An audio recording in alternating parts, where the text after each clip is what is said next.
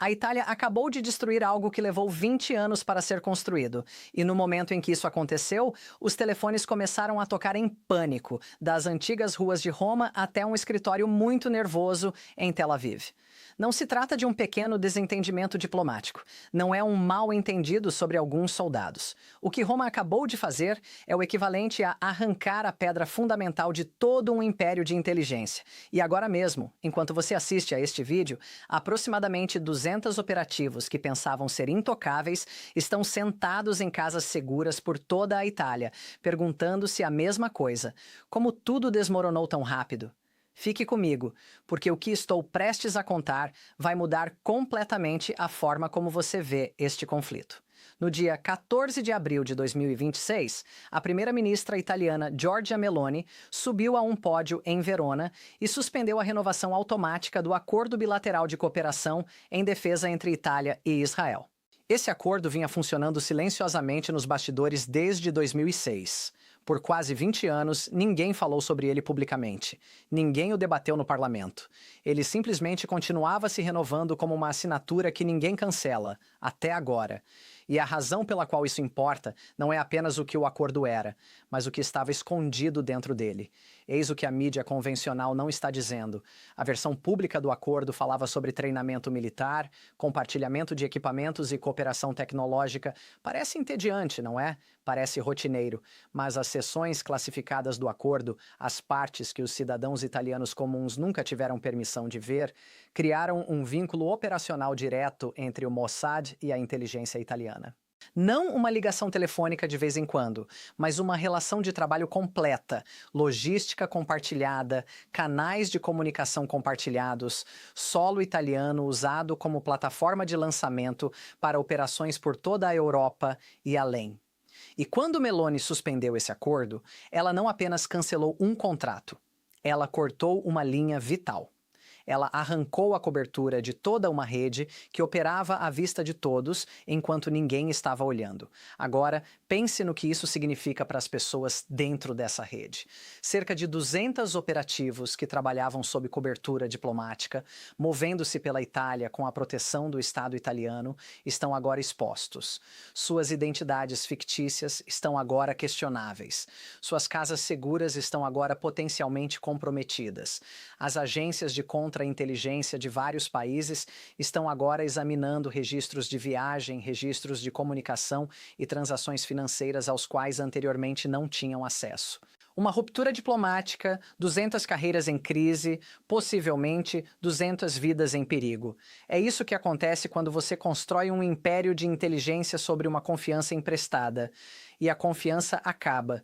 E aqui está o que preciso que você entenda antes de irmos mais fundo. Isso não aconteceu da noite para o dia. O governo italiano não acordou uma manhã e decidiu aleatoriamente cancelar um acordo de 20 anos. Houve um ponto de ruptura. Na verdade, houve vários, e cada um é mais explosivo que o anterior. O gatilho mais visível foi o ataque a soldados italianos da Unifil no Líbano, drones israelenses lançando granadas sobre uniformes italianos, sobre homens e mulheres que estavam lá como peacekeepers, soldados servindo sob a bandeira das Nações Unidas. A Itália condenou. O Ministério da Defesa italiano exigiu respostas, e as respostas que recebeu não foram satisfatórias. Não chegaram nem perto disso. Mas esse ataque, por mais grave que fosse, foi apenas o fósforo que acendeu o rastilho. A verdadeira dinamite vinha se acumulando há anos. E é aqui que a coisa fica profunda. A Itália não é qualquer país. A Itália é a casa do Vaticano. É um país com 1 bilhão de olhos católicos observando o que seu governo faz e o que tolera. E quando o Papa, falando de sua sacada em Roma, condenou publicamente o uso da linguagem cristã para justificar campanhas de bombardeio no Oriente Médio, algo mudou na consciência política italiana. Quando o Papa Leão XIV disse que o nome de Jesus Cristo não pode ser usado para abençoar armas e que o que está acontecendo com as crianças em Gaza é uma catástrofe moral, ele não estava falando no vazio, estava falando diretamente ao coração da opinião pública italiana, e a opinião pública italiana estava ouvindo. Meloni lidera um governo de direita. Historicamente, sua tradição política tem sido simpática a Israel. Seu partido tem laços profundos com a rede política pró-Ocidente e pró-Israel na Europa. Mas mesmo ela não pôde ignorar o que estava acontecendo em 3 frentes simultâneas. Seus soldados sendo atacados no Líbano, seu público se voltando contra a guerra em Gaza e nos bastidores sussurros de inteligência de que ativos do Mossad estavam coletando informações sobre funcionários do Vaticano que haviam se reunido com líderes religiosos iranianos para discutir a paz. Quando você começa a operar contra o Papa em Roma, criou um inimigo que não pode se dar ao luxo de ter. Mas aguarde, porque há outra dimensão aqui sobre a qual quase ninguém está falando: Washington. O governo Trump estava pressionando a Itália para abrir sua infraestrutura militar para apoiar operações contra o Irã. Rotas de reabastecimento, acesso ao espaço aéreo, suporte logístico para uma campanha contra instalações nucleares persas, e Meloni disse não.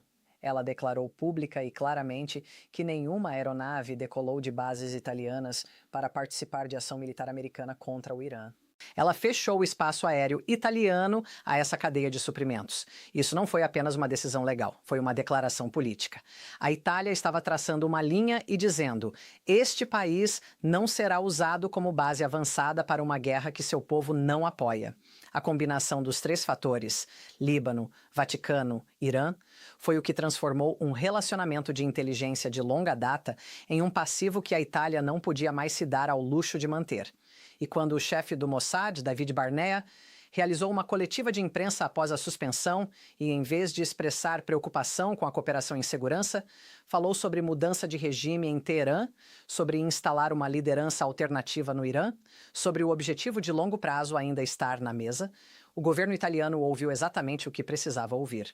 Essa parceria nunca foi sobre a segurança italiana. Era sobre usar recursos italianos para travar guerras israelenses. E esse foi o momento em que isso se tornou maior do que um acordo bilateral. Foi o momento em que isso se tornou uma declaração sobre o que a Europa está disposta a tolerar. A Espanha tem sido abertamente crítica, a Irlanda tem sido abertamente crítica, a Áustria recuou. E agora a Itália, sob uma primeira-ministra de direita que deveria ser uma das amigas mais seguras de Israel na Europa, tomou a ação mais concreta que qualquer país ocidental tomou desde o início deste conflito. Se você acha que isso não envia uma mensagem a todas as outras capitais europeias, não está prestando atenção. Deixe-me explicar o que acontece a seguir no terreno, porque é aqui que as coisas ficam muito práticas. Esses 200 operativos dentro da Itália agora não estão apenas sentados em apartamentos sem fazer nada. Eles estão no meio de operações. Alguns têm identidades construídas ao longo de anos, alguns têm contatos locais, informantes, relacionamentos burocráticos dentro do sistema italiano. A suspensão do acordo significa que os serviços de segurança italianos não são mais obrigados a proteger suas coberturas. Na verdade, a contra-inteligência italiana agora tem tanto o motivo quanto a cobertura legal para começar a investigar quem exatamente esteve operando em solo italiano e em que capacidade. O desmantelamento de inteligência que se segue a uma ruptura como essa leva meses, às vezes anos, mas começa imediatamente. Começa no dia em que o acordo termina. E a resposta de Barnea na coletiva de imprensa diz tudo. Você não realiza uma coletiva de imprensa de emergência para falar sobre mudança de regime no Irã quando um acordo de defesa é suspenso, a menos que o acordo suspenso realmente toque em algo muito próximo da operação iraniana. Sua reação confirmou o que a suspensão implicava. A Itália era uma peça-chave da infraestrutura apontada para Teherã, e agora essa peça sumiu. Pense no que isso significa estrategicamente. Você está conduzindo uma operação de longo alcance contra um país com capacidade de inteligência significativa. Você tem ativos em vários países europeus, fornecendo cobertura, logística e segurança de comunicação. Então, seu parceiro europeu mais importante se retira publicamente do arranjo. Cada outro elo dessa cadeia fica subitamente mais visível. Cada outro parceiro fica subitamente mais nervoso. Um dominó não cai apenas, ele faz com que cada outro dominó olhe para o de ao lado e comece a pensar no que vem a seguir. Aqui está a conclusão, e quero que você ouça isso claramente.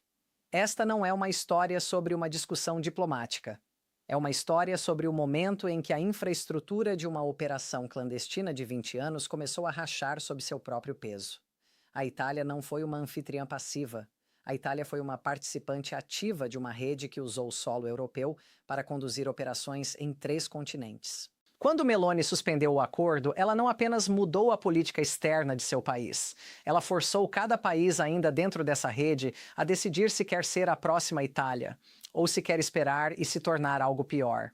O povo italiano não construiu essa rede. O público italiano não votou nela. Foi construída em segredo, mantida em segredo e expandida em segredo por 2 décadas.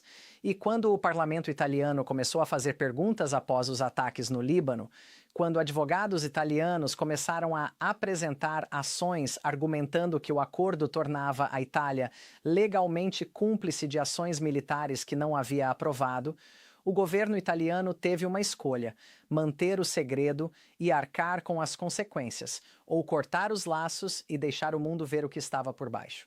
Eles escolheram deixar o mundo ver. E o que o mundo está vendo agora é que mesmo os aliados mais próximos da operação de inteligência mais poderosa do Oriente Médio têm um limite, mesmo os amigos têm um ponto de ruptura.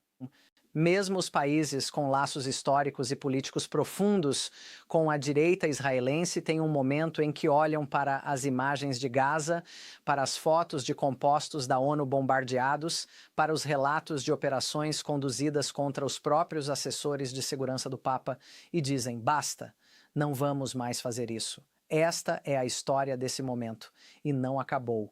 A decisão italiana é um começo, não um fim, porque todo governo que vê Roma dar esse passo e sobreviver a ele, todo parlamento que vê Meloni segurar a linha sem que o céu desabe, fica um passo mais perto de perguntar por que ainda está segurando o fardo. O império de acordos secretos e parcerias silenciosas não desmorona de uma vez, desmorona um acordo suspenso de cada vez. A Itália acaba de suspender o primeiro que realmente importa. Não deixe esta história desaparecer do seu feed. Compartilhe este vídeo agora, porque as plataformas já estão empurrando essa história para baixo. Deixe seu comentário abaixo, porque sua voz faz parte do registro. E antes de ir, quero deixar com você uma pergunta sobre a qual genuinamente quero que você pense e responda nos comentários. Se Giorgia Meloni, uma das líderes de direita mais pró-Israel de toda a Europa, chegou a um ponto em que sentiu que não tinha escolha senão cortar os laços, o que isso diz sobre o quão longe as coisas chegaram? E qual país europeu você acha que será o próximo?